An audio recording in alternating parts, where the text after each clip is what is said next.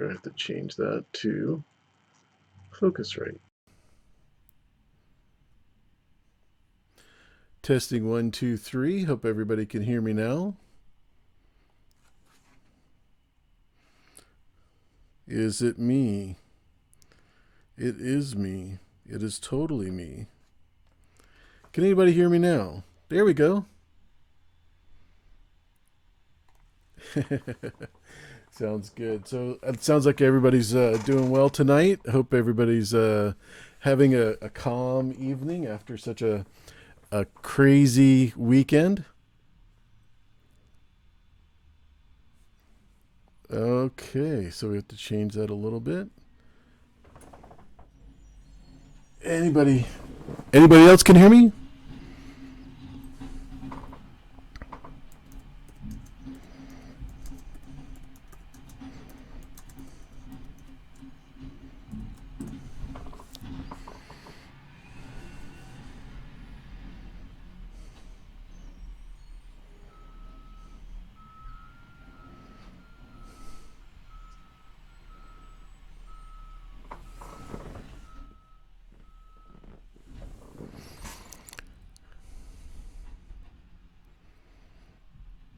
Good to see you, Laura D. Definitely Lady Laura Dane Starfall. Glad everything's well with you. And Mara Jade Starkwalker. Good to see you. Oh Milk is here. I don't know who you are, but thank you for being here. I really appreciate it. Fandom D Saint, my man. Terry T is also here. And sounds like everything's working okay. If the volume is a little too low, just let me know. I can definitely change that. Elko DeBoer, it sounds awesome. Glad you're here. And Sunny Frank is here. Linda R, thank you so much for coming. I really appreciate it. Dark Mother is here. Otila Angel, thank you for being here. Exploring Ginger, that is such a great name. I didn't see that name before, so thank you for coming. I appreciate it. Sounds great. Oh my gosh. So thank you again. Danny McKay is also here. OTDA is always holding down the chat everywhere he goes. So thank you for being here. Mo Castillo is here. Thank you guys. T Baby was here earlier, said she couldn't stay. So thanks again for everybody coming. I know this is kind of a weird day for a live stream, weird time for it, but I thought it would be fun, and hope you guys are having a great night. Let me know how that audio is, because I'm not sure if it's exactly what I would want.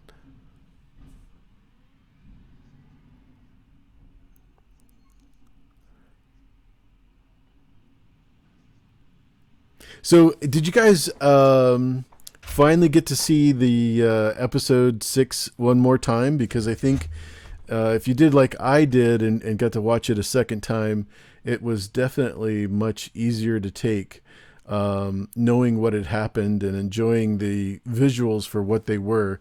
For me, it was just amazing.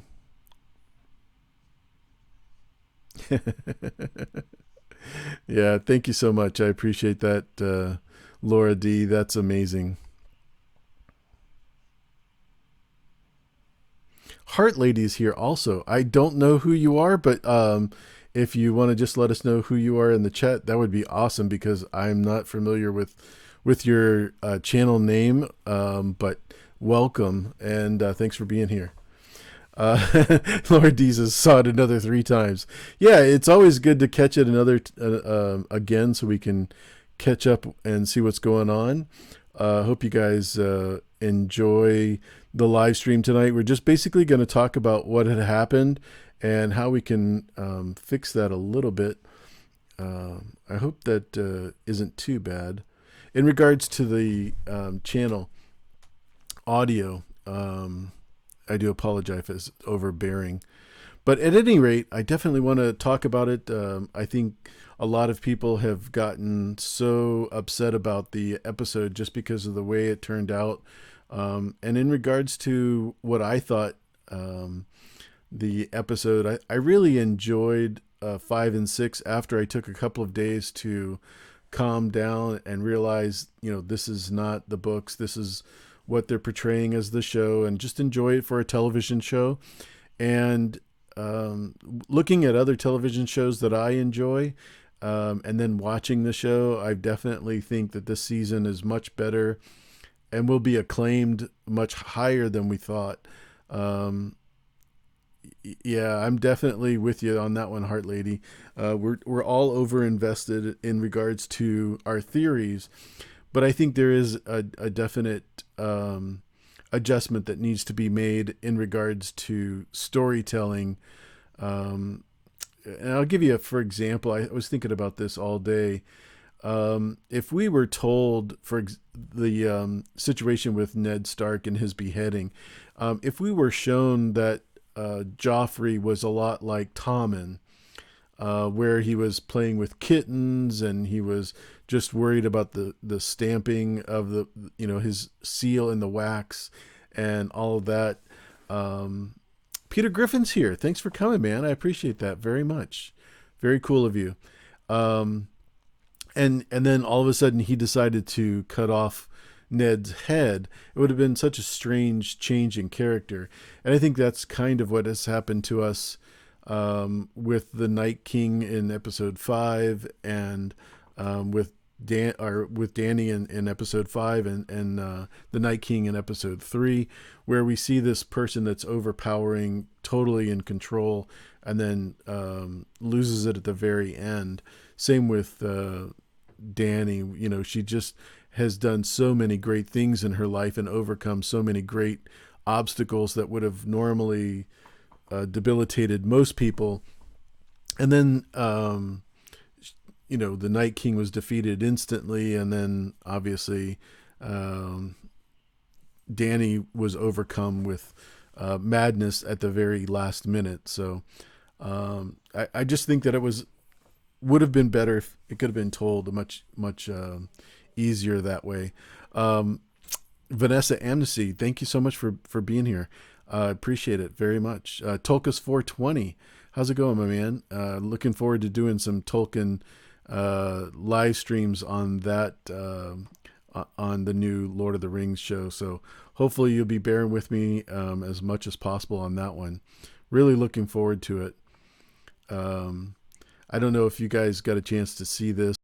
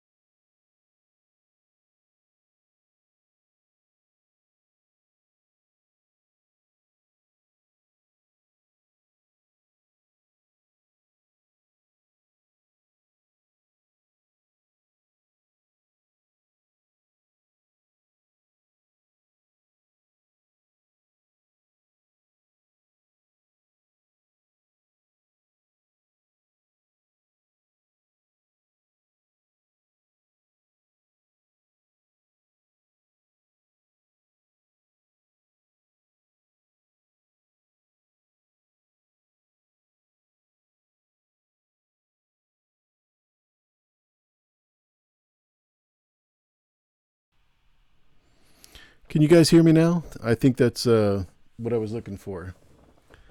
All right, that should be working. I appreciate your patience.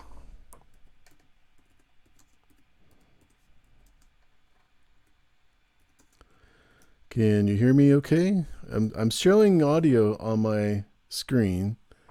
Let me know if that's not working. Yeah, that's perfect. Okay.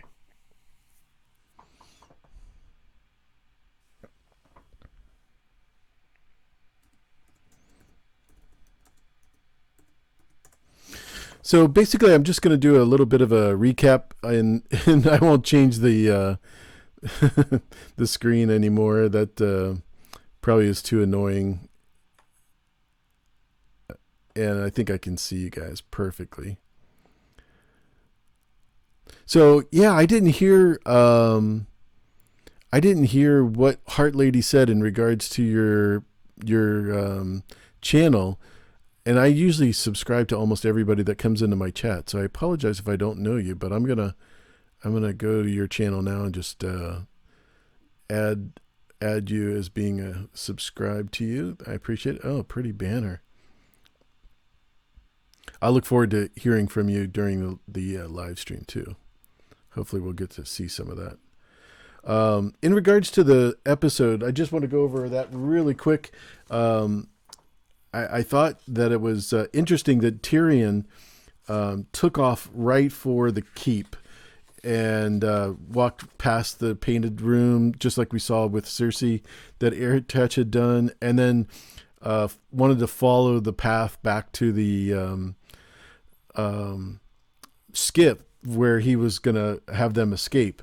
And I'm wondering what he would have done if he had found that they did escape and they were able to get away. Do you think he would have been as unhappy with Dany as he was? Because I think that's one of the reasons why he had such a problem. The other part that was really interesting was Jon and Grey Worm and how that standoff worked. I thought that they were definitely on a... Oh, thank you. I'm glad that you liked it. That's just one of the pictures that I found on the internet as a background. Yeah, I'm glad that you like the background, that Stark emblem. But Jon and Grey Worm and their little standoff with the executions of the Lannisters, I thought Jon would have been a little bit more forceful in regards to keeping all of the prisoners alive, just because of the way that he protects people that are obviously enemies of what you think are your enemies, but they're not really your enemies. But I guess Dany felt like she would have not been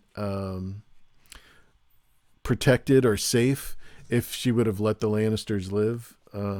We saw a little bit of that with Arya in the scene where she's singing with Ed Sheeran and gets to know them and realizes that they're just people too, with families and stories that are where they're being forced to do things that they don't want to do. And I thought I was really reflecting on that scene when I saw Arya or saw Jon see those men be executed, because those are just Lannister men. And we obviously learned that all Lannisters aren't bad and all Starks aren't good, right? Especially in the last episode. Just really, it really hit home for me. And then we got to see Arya watch Jon walk up the steps past the Dothraki and then past the Unsullied. And they went in and he, went up to meet Dany. And I thought it was weird how they had all the soldiers lined up, because it looked like, and I didn't count them, but it looked like there was about 5,000 soldiers, which is way more than what I expected. I didn't think that there would be more than 2,000 soldiers altogether with the Unsullied and the Dothraki put together. But it looked like there was an awful lot more. And I think that the scene that probably takes the cake for the whole episode, after Drogon lands and Danny walks forward, and then Drogon takes off and his wings go, make Danny look like a vampire. I just thought that was one of the most epic scenes, and it only happened for like just a brief second. But yeah, Air Touch is here. How you doing, man? I just promoted some of your materials from your pictures that you'd done earlier in the year, and shared with that, and then put the link to your Deviant art in the page before, and then I showed everybody the white you did of me. And I thought that was just fantastic. I'm really glad that you're here, my man. I hope you are not too overwhelmed after Cersei's death. We knew that she wasn't going to live for much longer, but we've been saying that for years, right? You and fandom both have got to be having like a yeah. We definitely made it through. Thrones of All is here. Thanks for being here, and I'm glad we made it through, my friend. It is amazing how long we've been watching the show together and talking about this forever. It seems like it's been a lifetime. So do over with the art. Okay, I will definitely do that. What I'm gonna do is I'm gonna go on for about another 15 minutes, and then I'll do that, Linda. But that's a great point. We'll definitely do that. Yeah, no, you definitely thanked me plenty when you made that picture for me, AirTouch. So don't even go there. We know that we have a mutual admiration society. So definitely enjoying my picture of myself as a white. That's can't wait to bring that to work, actually. So, believe it or not, my wife isn't as much of a fan as me dead as I am. So I think bringing it to work would be a great idea. Yeah. So many great people here. I really do appreciate it. And then, of course, Amanda comes in, the Fearless Mermaid. Glad that you're here. Yeah, I will definitely do it again. And you didn't miss me. I'm still here. We're all still here. And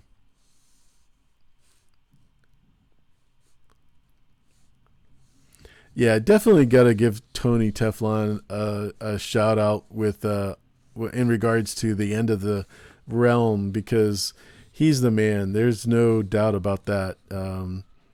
And he has done so many great things for all of us as fans and brought us all together. So you're right, David. Tony from Teflon TV is the best. I mean, he's created so many great friendships, from the small council to the Hypes Watch, you name it. So I'm glad that worked out, and I'm glad that he's still around, and I'm glad he's been a super success during this season. It doesn't matter whether you're right or wrong in this. It matters, that he has such a great passion for this television show and the books. Glad that I am gonna get to meet him at Con of Thrones, and we've gotten to live stream together for sure. So yeah, Al Red Sox fan is here as well. Al, the Starks won in the end. Well, you got to remember, Bran is not a Stark. So, but yeah, the Sansa definitely won with the Queen of the North. That's something that she's wanted forever, and I think we have can say without a doubt that the Starks won. And the funny thing is that the non-Starks lost. I think that's the most amazing thing, for the fact that Jon has to go north of the wall when he's the one that should be king. I mean, they could have gotten rid of Grey Worm and just let that go. So yeah, that was kind of strange. I think to skip ahead to where Bran becomes king, I think we have to realize that there is something nefarious going on. He kind of orchestrated these things without really having to be heavy in regards to the way things planned out. I think ever since he became the three-eyed raven. He's been in control of what's going on because he knows what's going to happen. So he puts things in place to either prevent them from happening, or if he does make a change, that he can see the effect in the future. So, for example, having Sam tell John what's going on rather than him tell John, it makes it sound like, there is another resource. Because I don't know if you guys remember, but in some of my live streams previously, I've said that the visions that you get from the werewood tree that Bran is getting isn't always the truth. In my opinion, I don't think, the Tower of Joy is the truth. I don't think the vision of him seeing John be born and that sort of thing, I don't buy that entirely. And I'm not saying that John isn't Lyanna's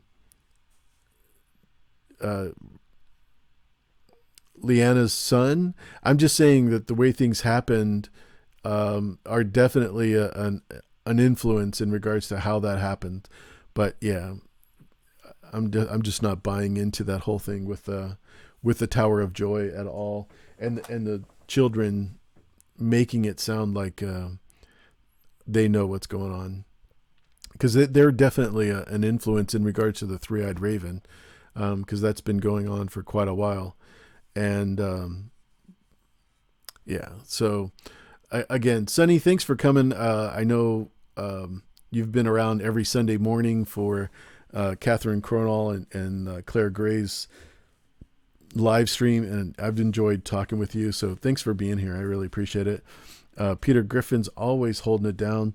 But yeah, I just thought that Drogon scene with him opening his wings, and Tila Angel, that's awesome. There's an article claiming that Howland Reed was at the meeting in the Dragon Pit. He was the northern-looking guy next to Sam. Any thoughts? Well, here's my thoughts in regards to that. First of all, we never had seen Howland Reed up until that point. So unless in the books, we get some of that information, I don't believe that that's Howland. First of all, he's wearing heavy metal armor, which is not a Crannogman trait, and it might be just another mistake they're making as showrunners. But if that is, I would say they really got the costuming totally wrong with him, because as we know, they only wear leather. They don't wear any kind of metal whatsoever. And he had a long sword at his side. That was another thing that was kind of messed up. But as far as Edmure, I was glad to see Edmure, speaking of the council, and also Rob and Aaron. I was really excited to see him. Everybody seems to think he's this young, good-looking guy, and I was shocked, because I was like, I didn't think that they would have brought him back. I thought, because they had, phased him out of the show, that we wouldn't see him again. Or Edmure, because he's such a sought-after star now in other shows. I thought for sure that he would have been gone. But as far as Howland Reed, I just don't buy it. Age-wise, it's perfect as far as the character goes, but otherwise, I don't know who else it would be, but they really messed up on the costuming, in my opinion. Well, thanks. I appreciate it.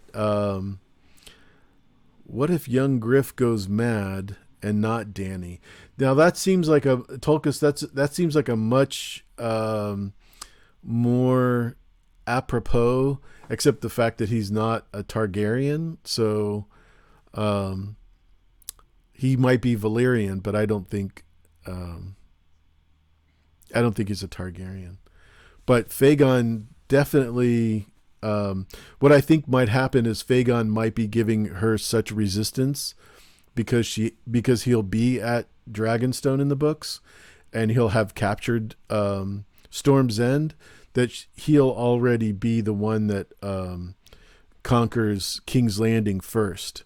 So when he goes there, instead of it being Cersei at King's Landing, it'll be Fagon. And that might be what drives her over the edge and causes a lot of the mental stress. Bobby Canelano, thanks for coming. I really appreciate it. If I didn't say hi earlier, hello and thanks for coming.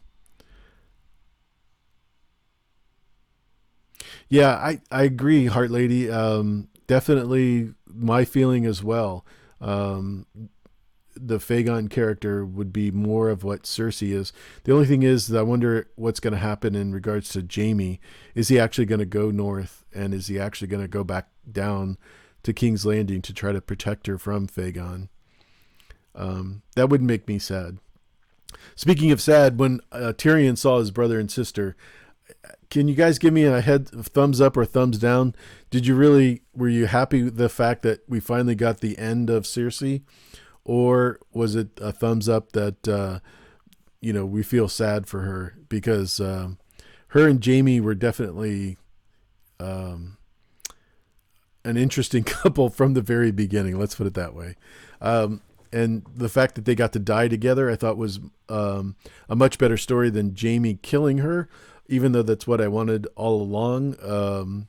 I don't think I've ever strayed away from the Valonqar being Jaime, but I'm glad that it ended that way for the show. Let's put it that way. I hope that everybody's able to realize that what we're watching now is probably one of the most interesting television moments in history, because from now on we're going to be getting streaming services where all the episodes are going to be available and everybody's going to watch them at different times. And we're probably not going to get anything like this again in our lifetime, especially over a 10-year period. I think everybody's so interested in getting what is available immediately that they'll want it all in one shot rather than waiting for 7 episodes, 10 episodes, and then going from there. Death for Cersei, everybody? Okay, good. Yeah, I liked all the thumbs up. That's cool. She died in the most horrible ending for a character like herself. I think Jaime completed, this is Airtouch, of course, completed his redemption arc by defending the North. And then, yeah, Jaime, I tweeted this out, that he's the most worthless piece of crap ever human being there is, because if he was going to be defending the realms of men, as they say, and staying up north, and then he decided to stay with Brienne, I think it was just a signal to all women out there: don't trust them, no matter what they say. Men are ruthless. So, especially after he has sex with her, and then he realizes that this isn't that great. So maybe I should go back to Cersei. That was the kind of the weirdest thing. But yeah. All right. Well, thank you, Amanda, for letting me know that Jason says hi. I didn't see that in the chat, but thank you for letting me know. Cool.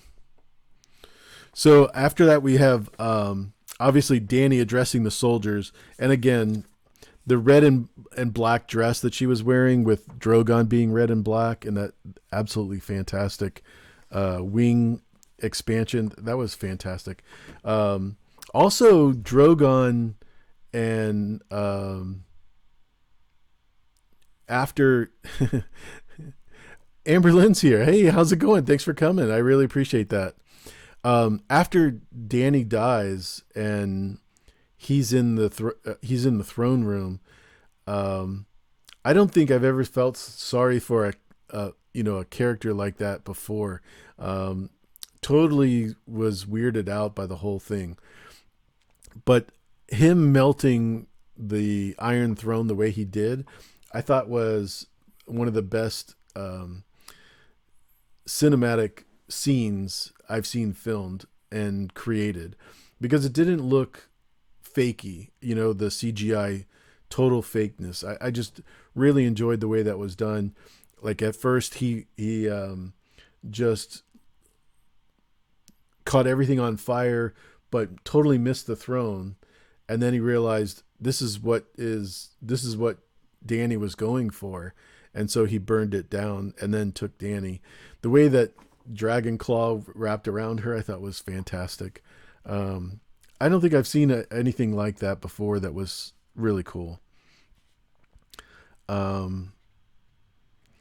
Again, I think Dany arresting Tyrion after he throws the pin down. I'm wondering if Tyrion really would have been in a much more docile mood if Cersei and Jaime had escaped. I think that would have changed an awful lot. The other thing too is in the throne room after he kills her and Drogon takes off. I don't understand why he didn't say that was Dany flying Drogon off, and why he admitted to stabbing her in the heart. Do you think that he really confessed that as far as what he did versus someone else finding out that that's what happened? Because I just don't understand why he would have confessed. That didn't make any sense. Tyrion freed Jaime. Yeah, that was really stupid. Linda Smith says, what didn't make sense was when Tyrion freed Jaime and Jaime said he didn't care about the people of King's Landing. That's true. We know that he cared about them. And that's definitely why he killed the Mad King Aerys for sure. But I don't know that he cared about them more than he cared about Cersei. I think that was what they were trying to convey more than anything. But yeah, Tyrion freeing Jaime was really a bad idea.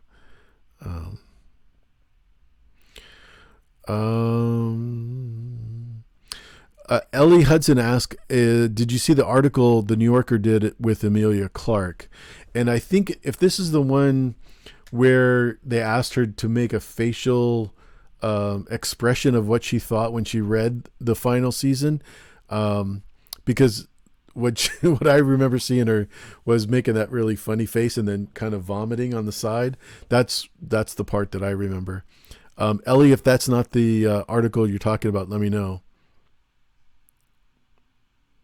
Yeah, Airtouch, that's a perfect question. Why didn't the Unsullied immediately kill him? I guarantee you, as much bloodlust as Grey Worm had, if he knew that Jon had killed, or Jon had confessed that he had killed Dany, I would have thought for sure he would have killed him without a doubt. Yeah, they definitely needed this. Either have us see Jon confess or something like that. But absolutely. And yeah, thanks for putting the at John Latham when you make those questions, because then I can see it a lot better. Mo Castillo says, Jon's ending was sad to me. I felt his family rejected him a tad bit, and he's been rejected his entire life. However, I am happy that he gets back to be in the North with the Wild and a friend. Yeah, I guarantee you he's going to be much happier being outside of that political crap that goes on with the Starks and King's Landing, et cetera, et cetera. And I'm glad that you have all of those children that are wildling that he was escorting up north. I thought that was probably the most Dream of Spring expression that I had seen in the entire episode, being that this season was supposed to be the Dream of Spring. Having all those children wildling go north really made it feel like there was something to be looking forward to.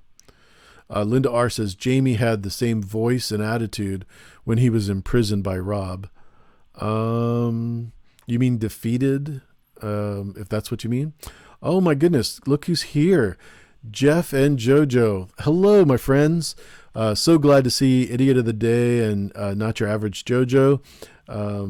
Big fans of theirs, as I probably have said this a million times in my live streams, but thanks for coming. Jeff does a live stream on Tuesdays now, and sometimes on Sundays him and JoJo get together, and they are just hilarious. I love them. Um, Ellie says, I didn't see John ever lying outright. If he could do that, he would have kept the secret of his identity. Well, yeah, I think that fed his ego, to be honest with you, that when he found out that he was Aegon Targaryen, I think in the books we're going to find out that he really likes the idea of being Aegon more than anything that he has his whole life, including when Stannis offered him to legitimize him as a Stark.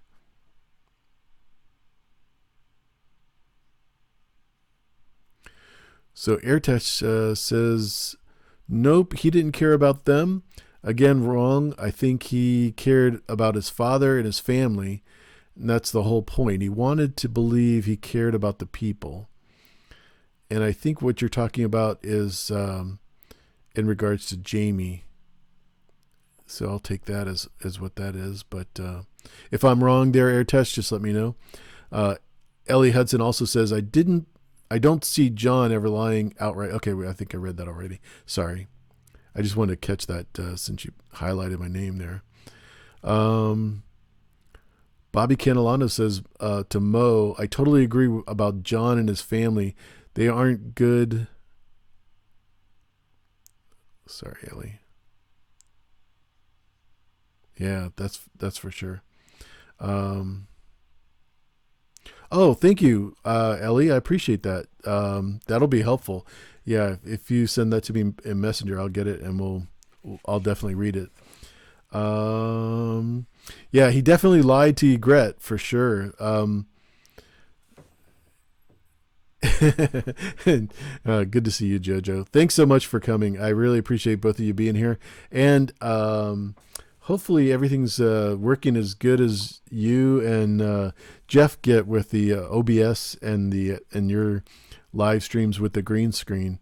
You guys do a great job. That's awesome. Keep the video up after you're done. I have to hop off. Thanks, Mo, for being here, and get back to work, man. I appreciate you coming in.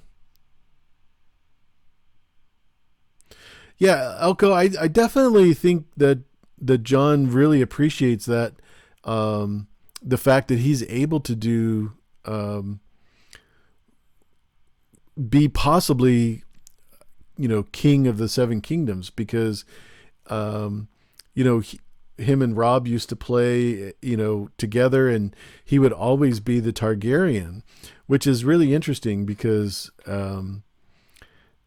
I think if anything, if you're a Stark, you're going to want to be one of the other Starkmen as the Bannermen, as opposed to a possible enemy.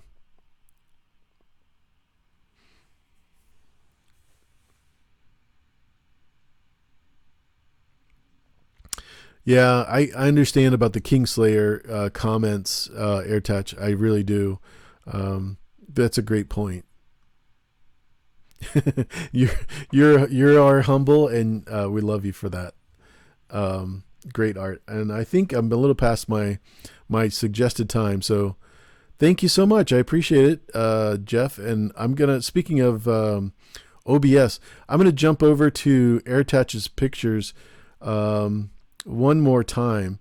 AirTouch Altanos is in the description. He has a bunch of great art, and I'm hoping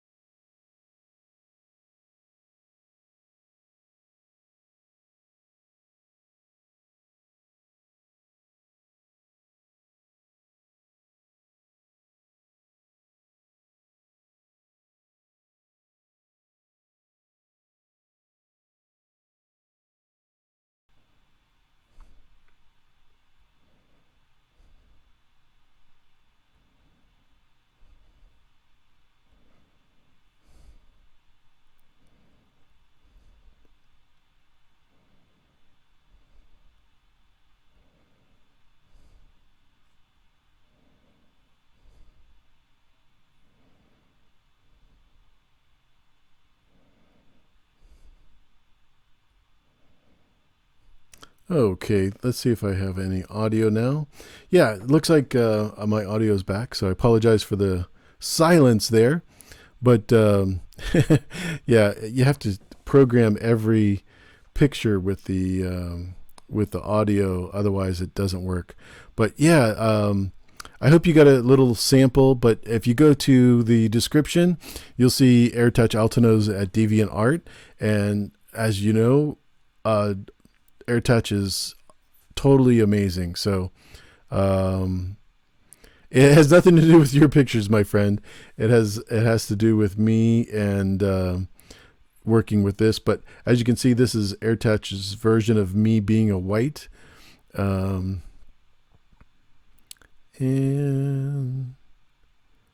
yeah, definitely he's just amazing in regards to art. So love you, AirTouch, and thanks for being such a great friend. Appreciate the time over the years, and we've done such great work together. I'll never forget the first time we got to interview you, and it's been uphill ever since. What is going on? Trying to get this other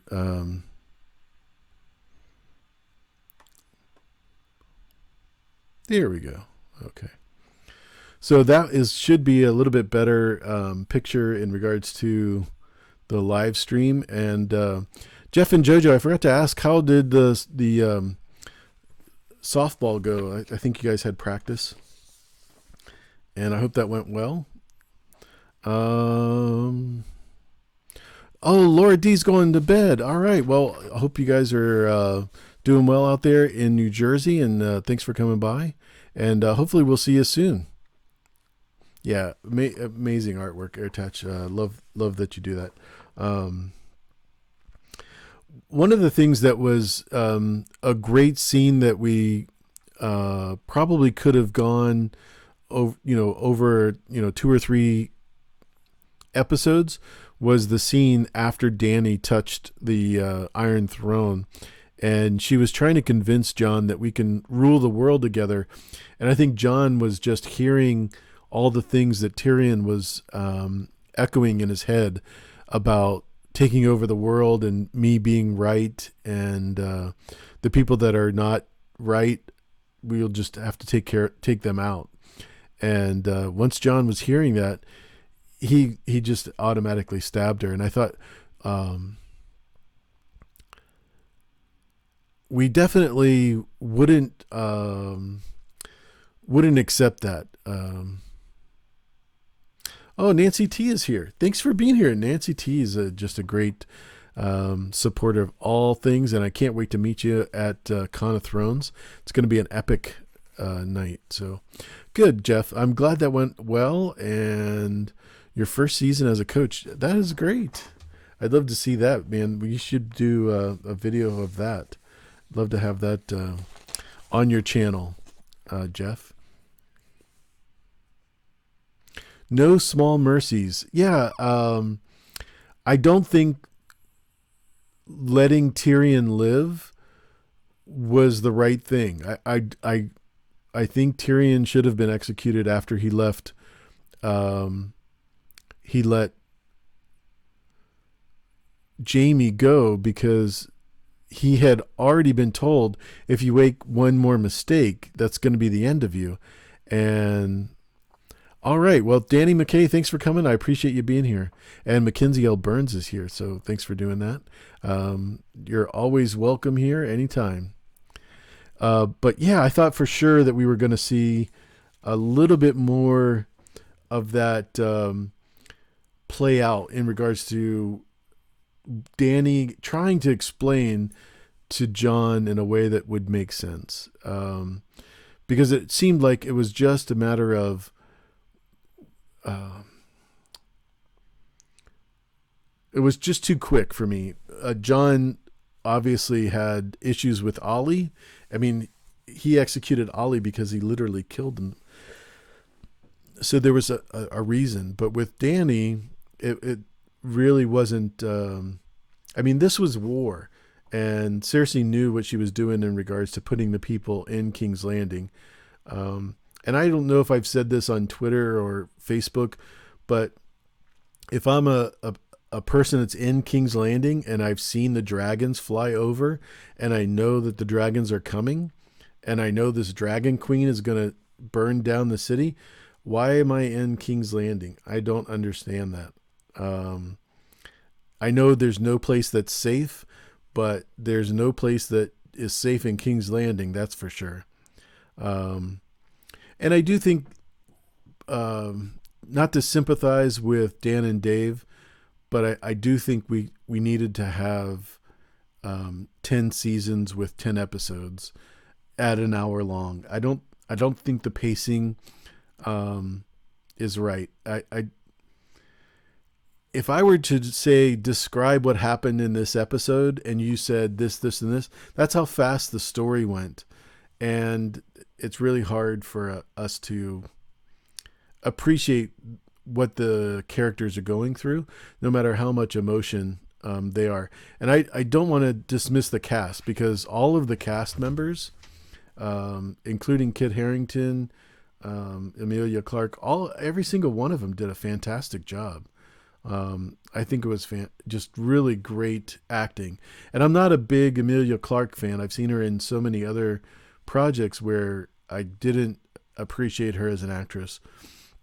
I'm sure she's a great person, and I'm sure she would do great in certain projects, but this just wasn't one of them. But yeah, 10 episodes and 10 seasons, I think, would have been the better pacing for this, especially with the fact that we weren't getting as much input from George. That would probably be one of the big problems. And I think it would have allowed them enough time to catch mistakes like Gendry Rivers, or, you know, the silly things that we saw in the episodes that were clearly wrong, because it would have given them time to review it. That's my opinion. But speaking of opinions, I'm going to be doing a live stream on Secrets of the Citadel tomorrow. Gemma has asked me to do a live stream with her and JR from Geek Chat 1, which we all know and love. And that'll be the final live stream that she's doing for season 8. And so I'd appreciate you guys if you would check that out. I put a link to her channel in the description. I don't know that she's done a release of what that live stream time is going to be, but it should be a lot of fun. I'm looking forward to it. Yeah, the coffee cup and the water bottles, and like I said, Gendry Rivers is probably the biggest mistake anybody could make that loves these books and loves this show. Melisandre just walking into the snow and dying, I thought, was another one of those things that would have been done much better if we would have had a couple of episodes to cover that. But yeah, definitely. And I don't think that those mistakes would have been made if they would have allowed a few more help. I don't know what that has anything to do with it, Tolkas. Yeah, I love all these people. They're fantastic, especially working with JR before on the Star Wars video, and Gemma. They're fantastic. So yeah.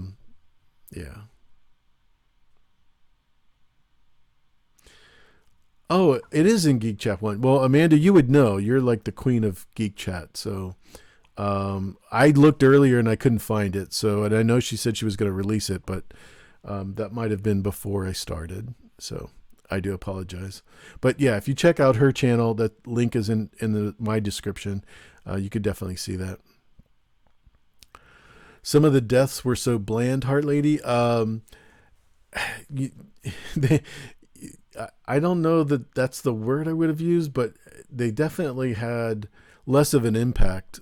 Like, for example, Cersei and Jaime, and Euron. I thought that was kind of like, we need to get this scene finished so that that's out of the way.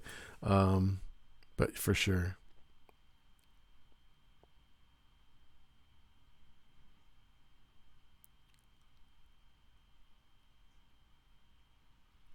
One of the things that I didn't know if you guys realized was that Dan and Dave actually directed this, which was something that they hadn't done before. So I'm glad that they had, the 7.5 years or 8 years of experience watching um, the other directors that have worked on this and how they do it, and because I'm hoping that they'll learn from it in regards to their new Star Wars project.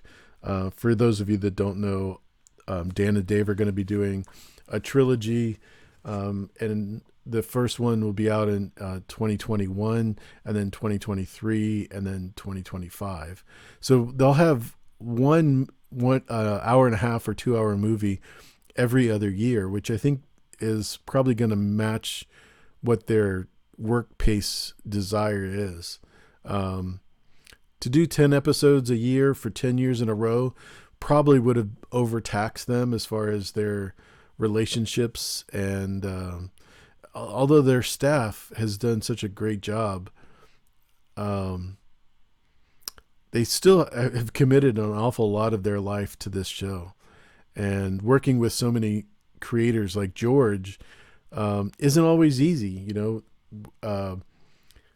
So I don't want to blame them entirely for the mistakes that they made, but I think the mistakes, when you make a mistake in your work and you realize it's your fault, you usually put safeguards, either someone to check on your work or have someone else review it before you release it. I know I would want to do that in my job, so I don't know why they wouldn't encourage people like, and I'm not saying that Elio Garcia is the end all be all, but I love his understanding of this world. And I think someone like him to just give input would have been worth having him as a consultant. Ralph Mark, thanks for being here. I appreciate that. Glad you're here. And I think having someone like that would have been so great. I don't know that Elio would have been able to last that long with all the mistakes that have been made, but at least he would have been able to say, I gave them the input they needed to correct XYZ. But I don't know if you guys get a chance to watch Westeros.org's YouTube channel, but Linda was just absolutely furious with this last season. And I don't know that they would have liked anything that was produced because of the way that things were done. And we all make mistakes, so let's like I said, I enjoyed the episode, and I think the more that we watch it for it being a television show and not being the Game of Thrones, I think you'll all say that it's really good. They need more editors. Well, they need something on staff, because when you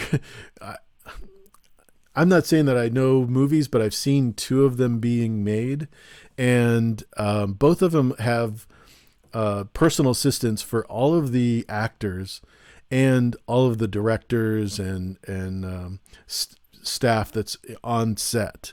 So as a personal assistant, you're there to, obviously get them food and water, clothes if they need it, car, transportation, all that stuff. But when you see something like that and they're filming, usually you have 20 people that are going to make sure that that's not in the scene. So yeah, I definitely think they needed something like that. I'm sorry, I think I missed a comment here from Eartouch, so let me back up just a second.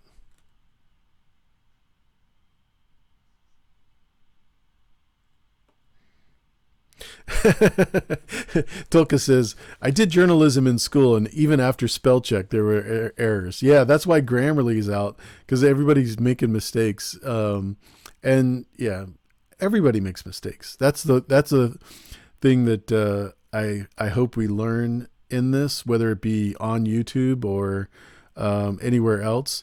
And the other thing too that I hope we understand is that George is definitely, I'm not to pound this in too much, but George is definitely against war. And the reason is because he thinks that the person that's invading the other person is not always right. And so you have to really consider, is this what I'm doing the right thing? And what is good to one is not always good to the other. Just like with Ollie, I think that Ollie is one of those characters that was in the show, not in the books, but got such a bad rap. He actually got watched his family killed. They said they were going to eat his family. I mean, anybody that is a human being would want revenge against those people. So for John just to let them in after that and try, and not work with Ollie on that level, I'm not sure how to work with that. Tim F is here. Speaking of Geek Chat 1 and all things good, I think you're the leader of Live or Die for Team Gendry. So Team Hammer Time, thanks for being here. Did anybody get kicked out of the Live or Die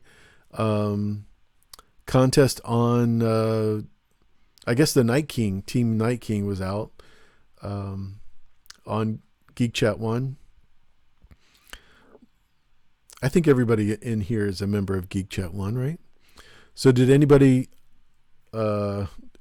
team actually die? I guess Cersei died, Jaime died, Night King died, Melisandre died.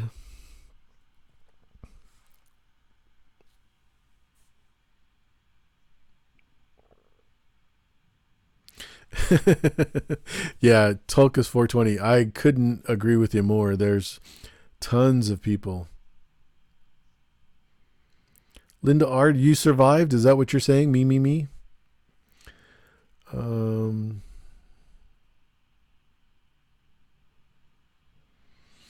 Well, Heart Lady says, I'm feeling so sad. And I think that's the overwhelming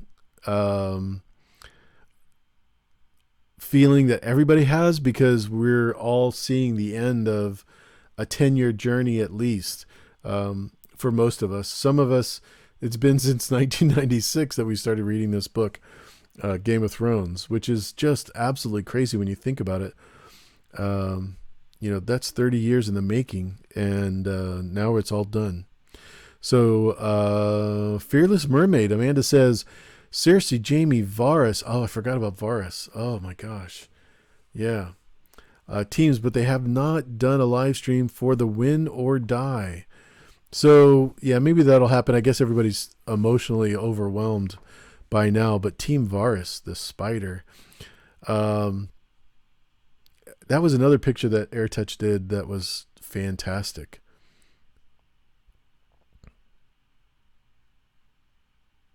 Oh, you were on Varys's list, Linda.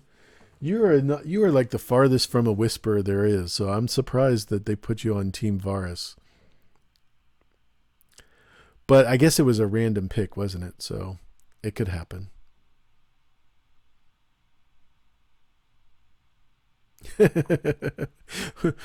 I'm assuming that's a great day tomorrow, Nancy T. Not sure what that meant, but yeah, definitely gonna have a great day tomorrow for sure. I felt empty ever since the episode aired. Tim F says, not only because it is the end of the show, but the story as well. To be honest with you, I don't feel that bad, only because I know the books are going to be incredible, and I'm a big book fan, and I know that this story is going to have no problem with like 1,500 pages telling the story. As a matter of fact, I was thinking today,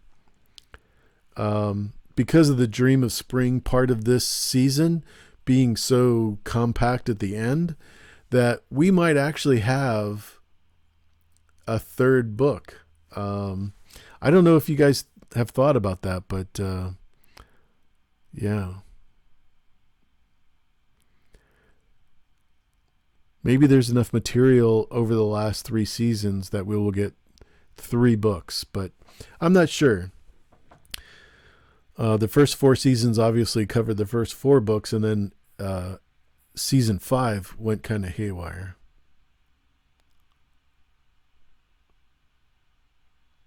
Yeah, Heart Lady, thanks for being here. I really appreciate it and glad that you made it. You're always welcome, and I look forward to seeing you again.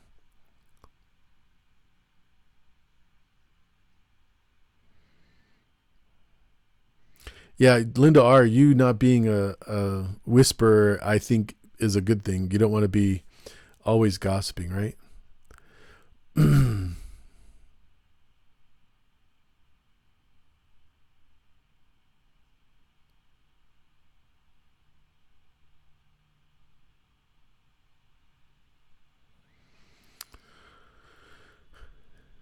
Grand's Wing, thanks for being here. I appreciate it. Cool to see you.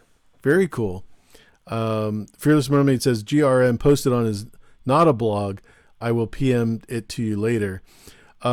Speaking of not a blog and George talking about things, I don't know if you guys got to see the Ian interview, the guy that plays Barristan Selmy, but he was talking about how he was told that the books were done and they're going to be released after the season, and George made a deal with HBO and yada, yada, yada. Mama Yoder, hey, how's it going? Thanks for being here. Margaret is one of the definite top nail Instagram ladies, follows Catherine and Claire, and they follow her, of course. That's how I've met Margaret, and I hope that you'll continue doing all of your great Instagram shots and being such a supporter of the channel. Thank you very much. But yeah, that was kind of interesting that right after that was released, George put on his Notablog, that's the stupidest thing ever. I would never hold back a book from a publisher. No publisher would have. I mean, he just went on and on and on and on. And I thought for sure that if it weren't true, that he would have stayed silent, because he usually doesn't react to fan information like that too much. But yeah, something really lit a match under his butt. So I'm glad that we actually got that reaction, because I'd like to see the over and under what that is in Vegas as far as when the books will be released, because I'm guessing that Winds will be out before 100 days, and instead of it being a 5-year release for Dream, I think it'll be within the year. People are really excited to read what George wants to say. So I think having that available is going to be really important. What do you guys think? Is it going to be less than 100 days before we see Winds of Winter, or do you think it's going to be longer than that?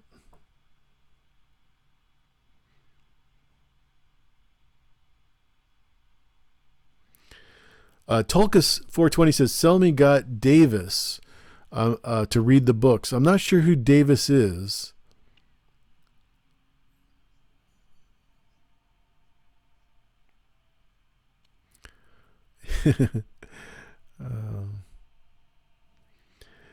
Well, Amanda, I don't think he blew it out of the water in regards to the holding the books. I think he wanted everybody to realize that he wasn't holding the books and that it's a stupid idea. But I'm saying he's overreacting when he did that. So yeah, 100 days, Tulkas, you think so too? Margaret Yoder says the same thing. And Davos. Oh, Davos. Yeah. Yeah, that's the other. I agree. I think Davos would have definitely been into George's year. Davos is I keep saying Davos. he's a clever actor because he got to take a bunch of the props from the Game of Thrones TV show that were probably more valuable than his pay. Yeah, Terry T, I agree. I would love to see him both before Christmas, but usually January is the best release date for books, and July. So my guess is going to be July and January, respectively, as far as getting them done. And the reason I say that is because we've got 11 chapters already released from Winds of Winter, 11 chapters. And usually his books are around 1,300 pages. So that's way more than, and he's had actually a little more than 5 years. So quite a bit of time for sure. 09 says Baron Luthien movie, Lord of the Rings series. Yeah, I think we're going to get all of the Silmarillion series, including the Fall of Gondor. I think we're going to get, did I just say Fall of Gondor? It's not Gondor, Gondolin. The Fall of Gondolin, Baron and Luthien, and then what was the third one? So sorry. You totally caught me off there, 09. But yeah, I agree. Baron and Luthien will come before Winds of Winter. Do you mean the movie? Because I thought Baron and Luthien was already out. But yeah, I think we're definitely gonna get the 2 books within the year. That's my guess. But Forrest Blurred is here. Thanks for being here. I appreciate it. Sorry you couldn't stay longer, but glad you're here.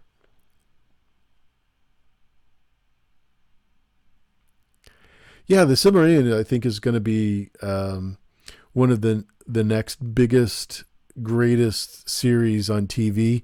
Obviously, Amazon Prime is doing the Lord of the Rings prequels, and that's looking better and better. I think they've really done that. I think also the prequel for Game of Thrones. I think Blood Moon will be,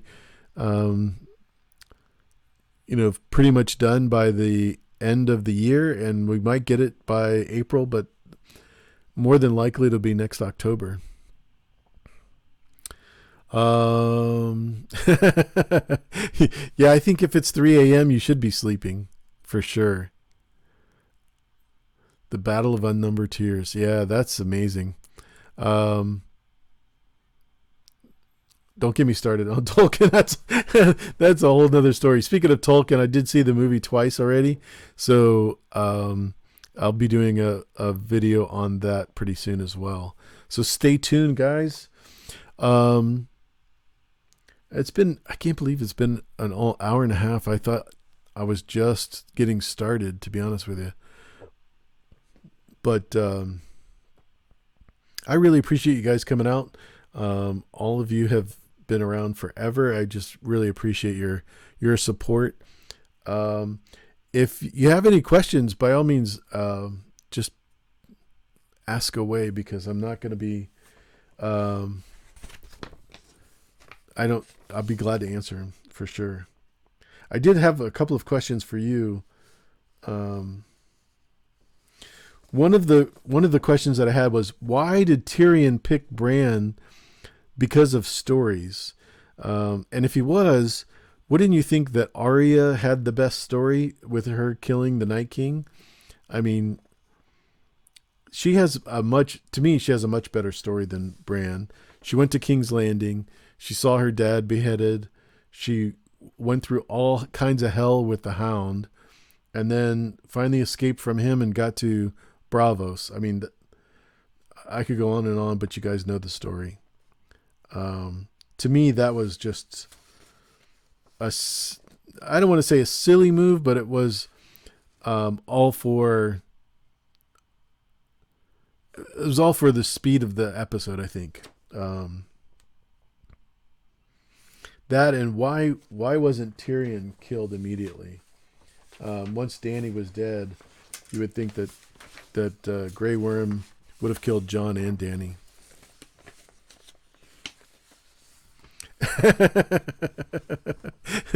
Grand Swing says it's like a support group. Absolutely, this is a total support group.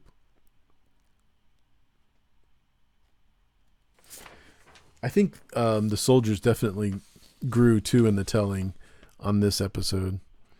Linda R says because Bran had the histories from infinity and beyond.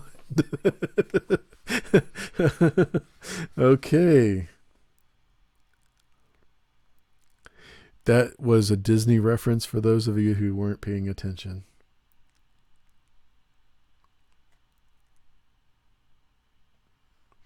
Yeah, and the other thing I wanted to ask if you guys thought that, and I asked this before, but is if Tyrion would have been more mellow or not as angry at Danny if about King's Landing and all that, if Jaime and Cersei had survived and escaped.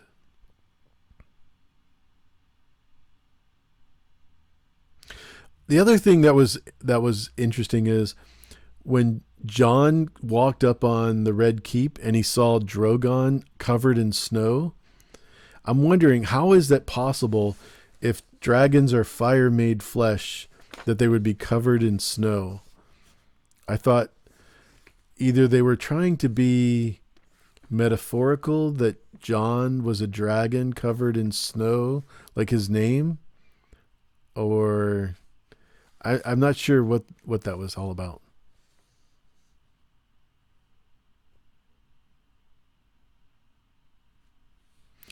Yeah, I don't think I don't think Tyrion understands Dothraki at all because he wanted to pay the woman to um, eat her baby, remember? And then he told the soldiers that were watching Jaime just in the last couple of episodes that he said things 2 or 3 times that made no sense whatsoever. So I don't think he understood anything that Danny was saying. Although when he was talking to Jon, he clearly understood what she was saying in regards to conquering the world.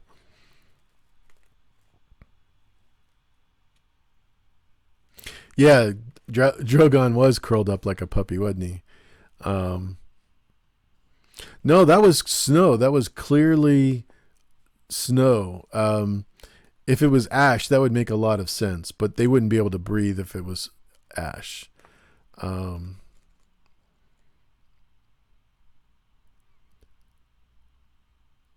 yeah, I thought it was definitely all you think you air touch. You think that was ash as well? Interesting.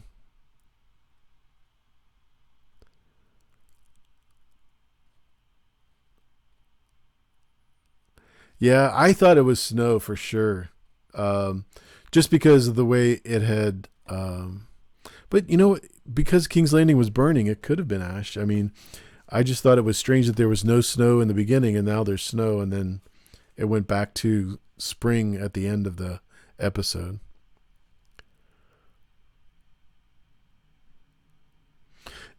True, Tim. I definitely think it was a cool scene for sure. Um, but I thought it was strange that there would be snow covering a dragon. And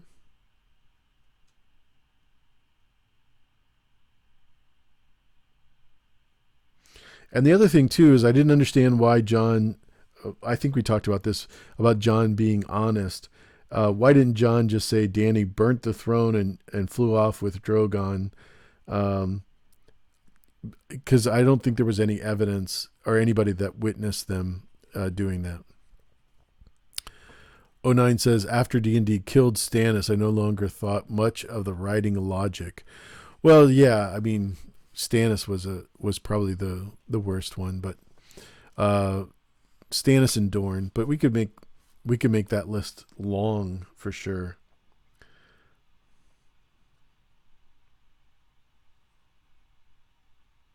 And the other thing too is Grey Worm was the commander of the army, and then he's the one that has to go fetch Tyrion for the council, which I thought was interesting because if he's in charge, you don't have a general go and fetch a prisoner for someone. I thought that was pretty interesting because I like I said, if it was really Grey Worm and he was in charge of the army, he would have killed both of them immediately.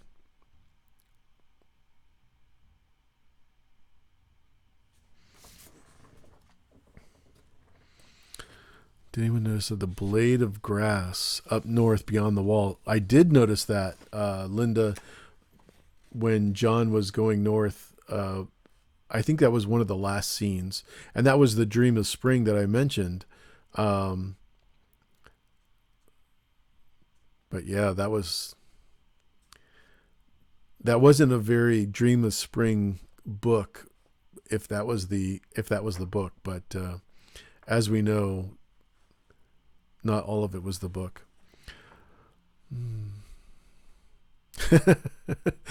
Amberlynn, are you talking about Smaug in with the Hobbit, where he's covered in gold? Because that definitely was an epic scene, wasn't it?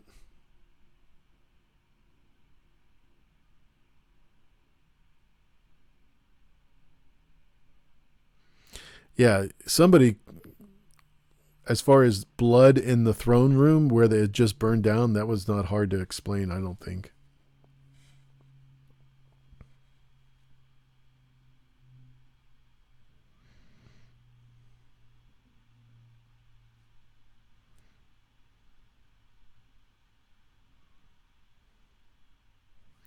And I thought it was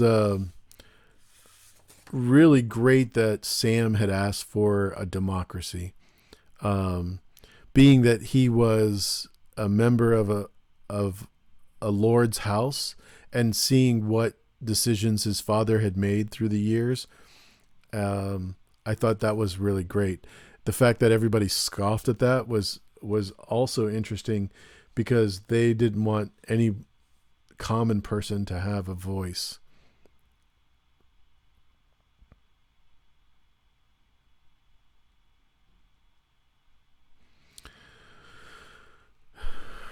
Well, I think '09 says, how would your bittersweet ending for the show be? I definitely think that uh, John and Danny both should have died in order to make it no Targaryen kind of a thing, where there wasn't a choice. We had to decide someone else besides the current rulers, or lords, if you will, to come up with a better plan. And then for the sweet part would have definitely been for Gendry and Arya to be together. And I know that's kind of cheesy, but for me, that would have been a nice way for Arya to come full circle. Because if you noticed, she didn't make any kills in the last two episodes. Um, that to me would have been the full recovery, if you will. Not that her arc was toxic, but for a young woman to be a murderer and all that, I thought for them to find true love would have been better. Um, and Tim F, we did talk about the Howland Reed. So I noticed that he was in full plate armor with the sword, and we didn't see him in any of the battles or hear about him. Obviously in the show, everything was kind of cut out. But do you really think that was Howland Reed?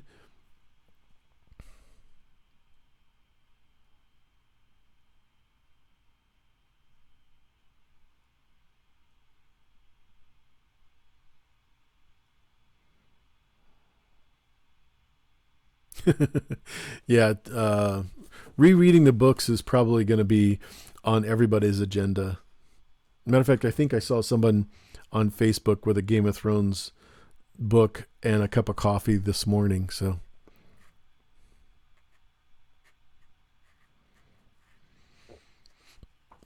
Amanda, did you not want Gendry to marry Arya because of um, them not having a real relationship, or what was the reason? If you don't mind me asking.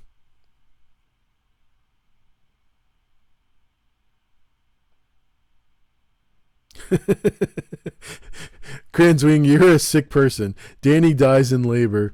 John marries Cersei for peace. Oh, woe is me. Airtouch might like that because then Cersei would live. But John being married to Cersei, oh, I couldn't think of anything more painful. That would be like chalkboard scratching with your fingernails all day long.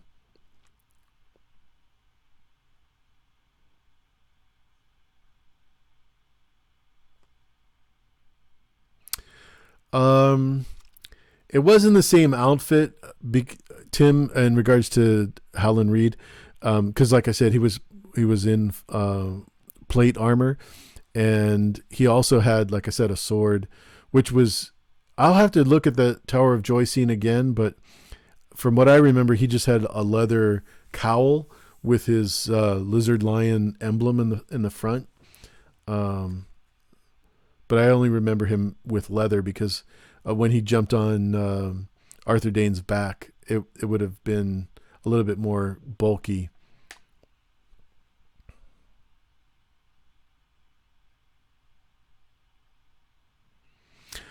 Christy Robinson asks or says about Bran.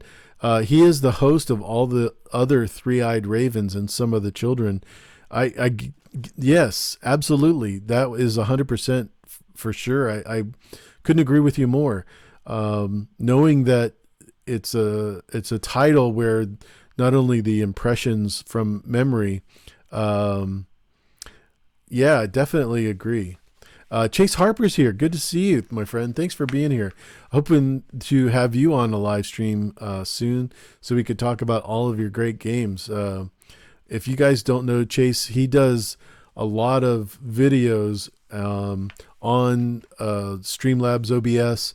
He also is a great champion of the channel Steam that has great videos, or video games, I should say, especially if for minors and young adults that are not too graphic. So he does videos on those all the time. So check out his channel. KC64 says it's Master of Coin. Exactly. Uh, we're missing the Master of Coin brothels, right? Because he's definitely going to be funding those. I think those will be rebuilt before anything else happens at King's Landing, if Bronn has anything to do with it. Especially if he's going to have to be on the council where he's going to be spending more time.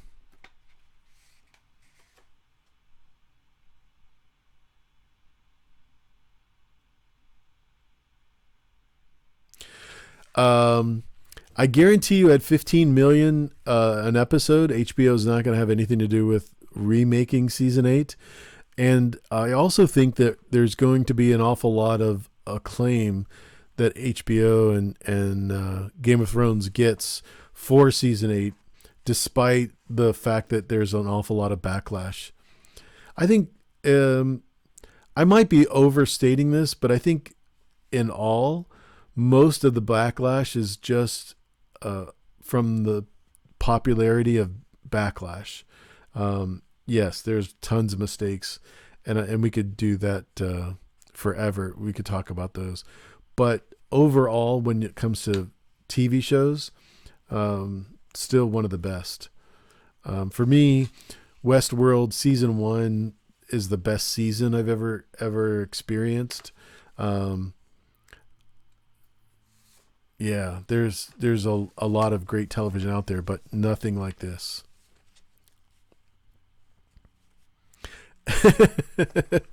That is a great question, Tim. The Master of Whispers should be Bran, right? He definitely would have been the best Master of Whispers, but he can't be everywhere all the time. So maybe that's why they need him. But the Master of War, I thought was another one that was totally unnecessary.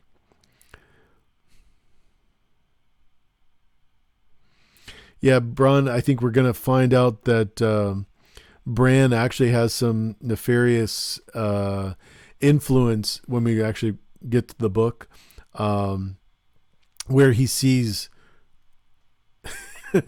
much more of what's going on, and making a concerted effort to push forward of him being on the throne, I guess is the best way to put it.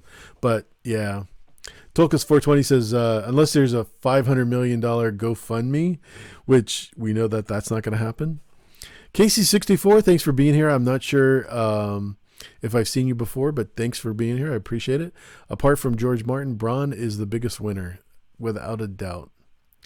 He goes from being a sellsword, where he's got nothing, to Highgarden, which is probably the most sought after place in the world with all the food and everything.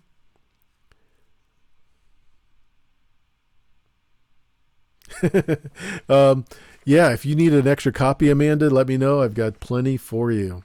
Now that I have my George Martin signed illustrated Game of Thrones book, I don't care about any of the others. I'm good with that. You guys have any last questions? I noticed Plexi retracted as always, but if you have any questions, please let me know. I wonder if they'll make a movie about Game of Thrones. Well, I think one of the things they did, Chase, is they did an IMAX release for episodes season 4, 9, and 10. Both of those were in the theater, and I don't think they did very well. So I'm not sure.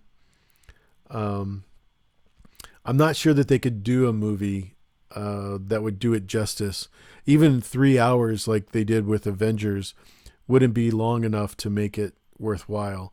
But they could do a spin-off from one of the characters if George was willing. Obviously, we're going to get the spin-off from the show called Blood Moon, which was greenlit by HBO 1,000 years before we see Game of Thrones season 1. So that'll be before the Targaryen invasion.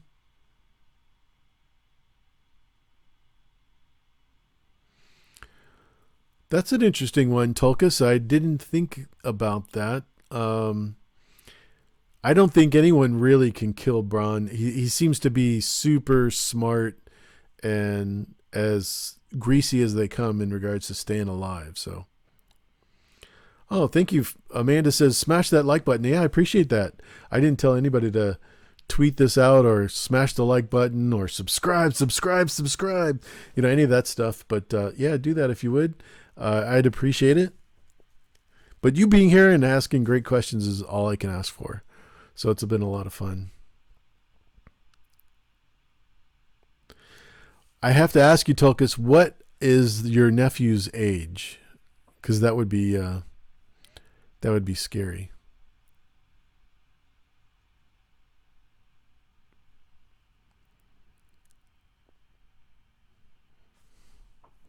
Well, if you guys don't have any other questions, I'm going to take off. I really appreciate you being here. Hope I'll see you tomorrow because I'll be on Gemma's channel, Secrets of the Citadel. If you don't know that channel, the link to her channel is in the description below. Also, AirTouch Altonos, the Deviant Art, which is a website. It's not Deviant Art, if you don't mind me saying so. It's really great art, and thanks for letting me share that on the stream, AirTouch. Also, am making my whited self. I appreciate that. Why are they blocking you, Amanda? Love being here. See, that's a great thing to say. Yeah, definitely glad that you came. Tim F obviously said something funny, so let's go check it out. She's my queen. I don't want it.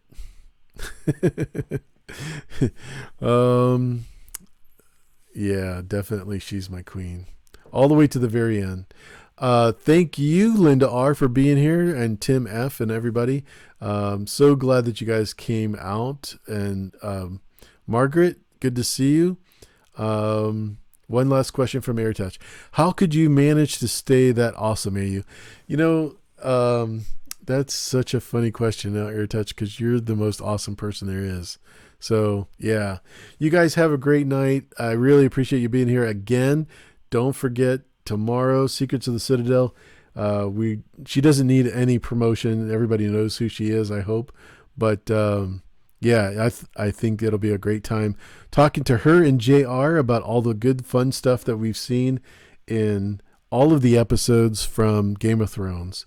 So in the meantime, you guys take care, and we will talk to you soon.